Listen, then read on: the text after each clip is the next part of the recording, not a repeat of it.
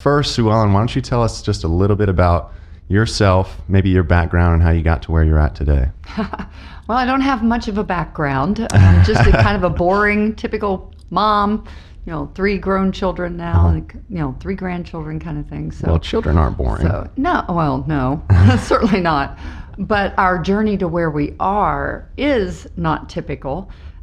In 2010, when the economy crashed, we lost everything. We were helping a startup company in the technology field. We had taken early retirement. My husband and I, Steve, were both in the technology field and took early retirement to help a startup company. And it just so happened that the software product we were developing was in the commercial real estate side of the world. Okay.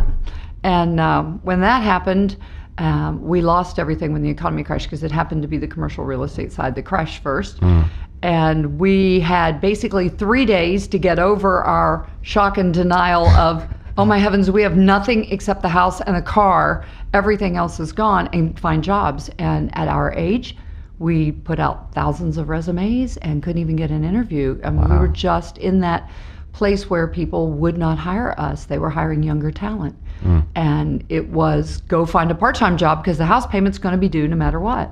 And we ended up with 7 part-time jobs between the two of us. Wow. And the world ground to a halt, and all of our friends stepped back away from us, not because they were being ugly, but because they didn't know what to do with us. This was new. It was unheard of. What do we do with them? We can't invite them out. They're working 7 jobs. They don't have time for us.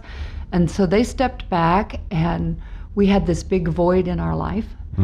And had an opportunity to do a service day with the church we were attending. And through that service day, we're kind of upset that people that we thought had need didn't show up. And it was like, we need that food over there, by the way. I don't know why they didn't show up. They obviously didn't have any need, because I'm not too proud, I'll take it. And found out that the reason that the people didn't come was because they didn't have transportation. They couldn't get to where we were. Our county doesn't have public transportation. And the person that was explaining this to us added, you'd be astonished how many children are going to bed hungry every night. And Mama Bear comes roaring out, and I'm like, what do you mean there are children that are hungry that don't have food? And they were like, yeah, they go to bed hungry every night. And I'm like, no, not on my watch. We're going to feed these kids. And Steve's like, okay, that panicked husband thing. Right. I don't whatever know what to she do. says. The right answer here seems to be whatever you want, dear. Exactly. So I got with the school social workers and said, what do you need? And they said, well, what we really need is someone to home deliver food, meals to these families. And it would be even better if there was a hot meal, like on Sunday afternoon, Sunday evening, because there's 40% higher usage of the school clinic on Monday morning than any other day of the week. And I'm like, what the heck? Why? So school clinic, I'm thinking sick. And she said, well, kids that go to school hungry that haven't really eaten over the weekend have a tummy ache. And when they get to school, they identify that with being sick. And so they want to go to the clinic. And we just discovered that it's really hunger is the issue here. And I'm like, sign me up. We'll feed these kids. I had no idea how big the problem was. I'm thinking, there's a few kids. I can feed these kids. I'm a Southern mama. I'll fix a casserole, divide it in half, take it to them. So I thought it was going to be so simple. We'll just feed these kids. Right. Not so much. And interestingly enough, it's been 10 years since that happened. Had no idea what a nonprofit was, or how you started one, how you run one, anything.